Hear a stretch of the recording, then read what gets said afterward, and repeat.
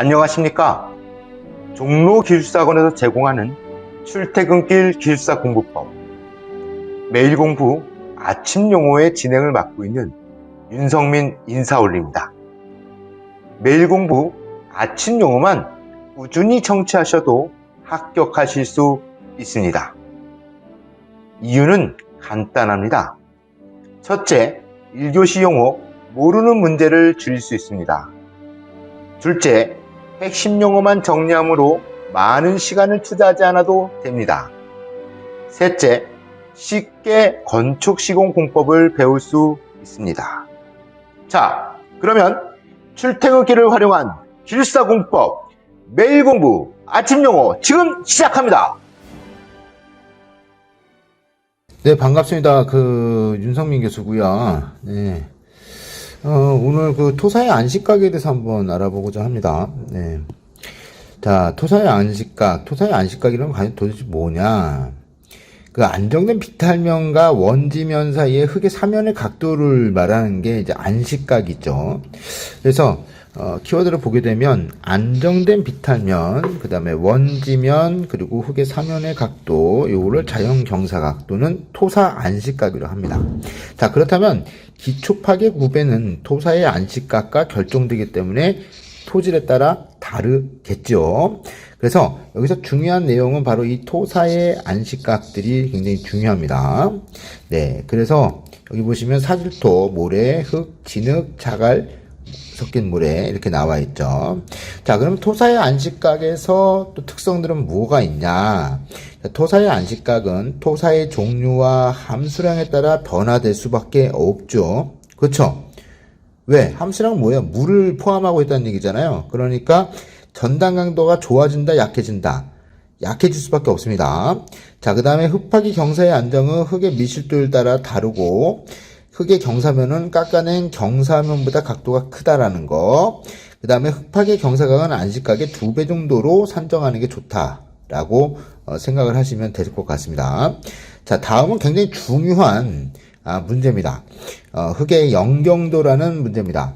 바로 이 흙의 영경도라는 문제는 아주 자주 나오는 문제이기도 하고요. 이 흙의 영경도는 수축한계, 소성한계, 액성한계, 소성지수로 구분이 되는데 특히 이 수축한계 같은 경우에는 흙의 부피가 감소하지는 않죠. 그렇죠? 그러나 함수량이 어느 정도의 양 이상 늘어나게 되면 증대되는 그러는 한계의 함수비다. 이제 그렇게 보시면 될 것 같고요. 자, 소성 한계는 뭐냐? 그러면 파괴 없이 변형시킬 수 있는 최소의 함수비다. 따라서 압축, 투수, 강도 등의 흙의 역학적 성질을 추정할 때 사용하죠. 자, 액성 한계는 과연 뭐냐? 외력에 저한 전단 저항력이 제로가 되는 챔수의 함수비다. 자, 소성지수 같은 경우에는 소성 상태가 클수록 물을 많이 함유하고 있다는 거, 이제 그렇게 볼 수 있겠죠. 자, 그러면은 바로 이 고체 상태와 반고체 상태가 바로 수축 한계다. 그쵸? 그 다음에 이 반고체 상태와 소송 상태가 뭐다? 소송 한계다. 그 다음에 소송 상태와 액체 상태가 뭐다? 액체 한계다. 이렇게 보시면 되겠죠. 자, 그렇다면 흙의 영경도에 대해서 한번 우리가 키워드를 알아보도록 하죠.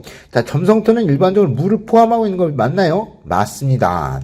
자, 그래서 함수량의 변화에 따라 흙의 강도가 최적이 변하죠. 점성토는. 그쵸? 자, 건조한 흙에 물을 가하면 흙의 상태는 변하죠. 어떻게? 수축 한계와 소성 한계, 액성 한계로 구분이 된다라는 것입니다. 자, 이들의 변화 한계를 컨스니티 한계 또는 애트비트 한계라고 나와 있죠. 네, 변화하는 한계, 네, 이렇게 나와 있습니다. 자, 그래서 이 그래프가 굉장히 중요한데, 이 그래프 같은 경우에는 이제 고체 상태, 반고체 상태, 소성 상태, 액성 상태라고 볼 수 있고요. 그래서 이제 고체 상태, 반고체 상태, 소성 상태, 액성 상태로 볼 수 있겠죠. 자, 그때 바로 이 수축 한계가 나오고 소성 한계 그리고 액성 한계가 나오는데, 자, 수축 한계가 아닌 이 고체 상태는 뭐예요? 정건 상태. 즉 다시 말해서 딱딱한 상태다. 자, 그럼 반고체 상태는 뭐냐? 바삭바삭하고 끈기가 없는 상태. 고하고 소성 상태. 자, 끈기는 있지만 반죽할 수 있는 상태. 즉 차력을 갖다가 뽀개다가 반죽할 수 있는 거, 그게 바로 이제 반고체 상태에서 뭐죠? 반고체 상태에서 소송 상태로 가는 요 한계, 소송 한계라고 볼 수 있고요. 그 다음에 이 액성 한계, 액체 상태, 질퍽한 상태의 액체 상태라고 볼 수 있겠죠. 네. 네, 그렇게 볼 수 있을 것입니다. 자, 흑의 영역들을 보게 되면 결국에는 수축 한계, 소송 한계, 액성 한계, 소송 지수를 바라볼 수 있겠죠. 자, 요런 식으로 바라보게 된다면 여러분 충분히 관련된 사항들이 충분히 공부될 수 있다고 생각합니다. 이 흑의 영역들은 04년도, 18년도뿐만 아니라 여러 번 나왔던 그런 문제입니다. 그렇기 때문에 꼭 공부를 해주시면 좋겠다라는 것. 즉, 다시 말해서 어디한테 흑의 영역들은 점성토에서 얘기가 되겠죠. 자, 점성토는 뭐다? 함수량을 많이 차지하고 있다는 거. 그리고 함수량에 따라 흑의 강도와 체적이 변한다는 거. 그것을 나타내는 게 뭐다? 흑의 영역도고 그것이 수축한계, 소송한계, 액성한계, 소송 지수로 구분된다는 거. 꼭 알고 계셨으면 좋겠습니다. 자, 윤스터디 같은 경우에는 그것을 대비해서 2, 3, 4교수 대비한 이제 핵심 120문제를 계속 하고 있죠. 그래서 건축기술 집에서 그림 도해, 그 다음에 우리 원장님이 만드신 길잡이라고 있습니다. 길잡이, 네, 네, 요거까지 포함해서 공부를 하고 있어요. 예, 그래서 문제를 보면 벌써 이제 지금 문제가 한 60문제 정도 만들어졌죠. 예, 나머지 60문제 만들어가고, 하려고 하는데, 요렇게 도심지 탑다운에서 1층 바닥판, 요런 내용들. 자, 요런 그림 같은 경우는 이제 기술침에 있는 내용들이죠. 네. 그 다음에 이 머릿말에 관련된 문제들은 이제 제가 직접 정의를 만들어 놓은 상황이기 때문에 뭐 크게 어려움이 없을 것 같습니다. 자, 그렇게 해서 저 특성 나왔죠. 자, 우리가 논문을 보게 되면 제일 먼저 서론 부분에서 뭘 언급하죠? 네, 어떤 연구를 하겠다. 연구의 과제에 대해서 언급을 하죠. 예, 바로 여기 있는 내용입니다. 자, 그리고 나서 연구 배경 또는 연구 목적 또는 연구 필요성 이런 것들을 언급하죠. 그게 바로 특성이라고 볼 수 있겠죠. 즉 Y가 언급이 돼야 됩니다. 그래서 요 머릿말과 요것이 바로 뭐라? 서론이죠. 네, 그래서 요거를 이제 어려워하시는 부분들이 많아서 요거를 이제 제가 이제 핵심 120문제를 만들어서 여러분들 배포하면서 윤스터디 같은 경우는 이걸 가지고 공부를 하죠. 그래서 이제 그 건축기술 지침에 있는 내용들을 이제 포함시켰기 때문에 요 문제들을 가지고 설명을 해드립니다. 아쉬웠던 점이 뭐냐면은 이제 그림도의 시간에 제 모의고사반 시간에 시간이 없다 보니까 문제들을 설명하는 부분들이 많이 없었어요. 힘들었어요. 그래서 저희 윤스터디 같은 경우는 요거 설명을 해드리고 있고요. 그 다음에 이제 관련된 사항들, 그 다음에 이제 이렇게 개선 사례까지 제가 만들어서 여러분께 보고 말씀드리고 있습니다. 또 강제기등하고 RC5의 접합 방법에서 이렇게 그림 나와 있죠. 네, 이거 직접 제가 그린 겁니다.